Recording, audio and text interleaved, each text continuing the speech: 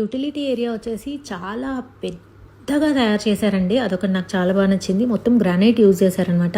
Even ఇక్కడున్న shrink కూడా మొత్తం గ్రానైట్దే. అంటే ఫ్యూచర్లో మనకి వర్షానికి తడిచినా కానీ పాడవకుండా క్లీనింగ్కి ఈజీగా ఉండేలా చేశారనమాట.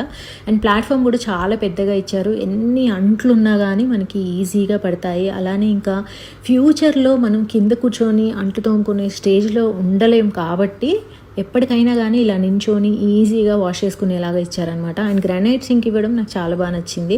అన్నెసెసరీ ఫ్యాన్సీ థింగ్కి వెళ్ళకూడదు, బయట మనకి వెదర్ ఎఫెక్ట్స్ ఉన్న చోట. అండ్ ఇక్కడ కింద వచ్చేసి ఏవైనా కానీ థింగ్స్ పెట్టుకోవడానికి ఓపెన్గా ఇచ్చారనమాట. ఖాళీ సిలిండర్లు కానీ వాటర్ బాటిల్స్ కానీ అలాంటివి పెట్టుకోవచ్చు. అండ్ ఇంకా ఏవైనా కానీ థింగ్స్ మనం హైడ్ చేయాలి అనుకుంటే ఇలాంటి ప్లేసెస్లో హైడ్ చేయొచ్చు అనమాట. అలానే మనకి గ్యాస్ కనెక్షన్ బయట నుంచి లోపలికి ఇచ్చారు కదా, సో ఇక్కడ పెట్టారండి గ్యాస్ సిలిండర్ వచ్చేసి. ఎక్స్ట్రా గ్యాస్ సిలిండర్స్ వచ్చేసి ఇంకో వైపు పెట్టుకోవచ్చు అనమాట. అండ్ చాలా వెడల్పుగా ఇచ్చారనమాట. లక్కీగా వెనుక మంచి ప్లేస్ వచ్చింది. ప్లాన్ ప్రకారం వెనకాల ఎక్కువగా ప్లేస్ వదులుకున్నారు కాబట్టి చాలా మంచి వాష్ ఏరియా అనేది వచ్చిందనమాట.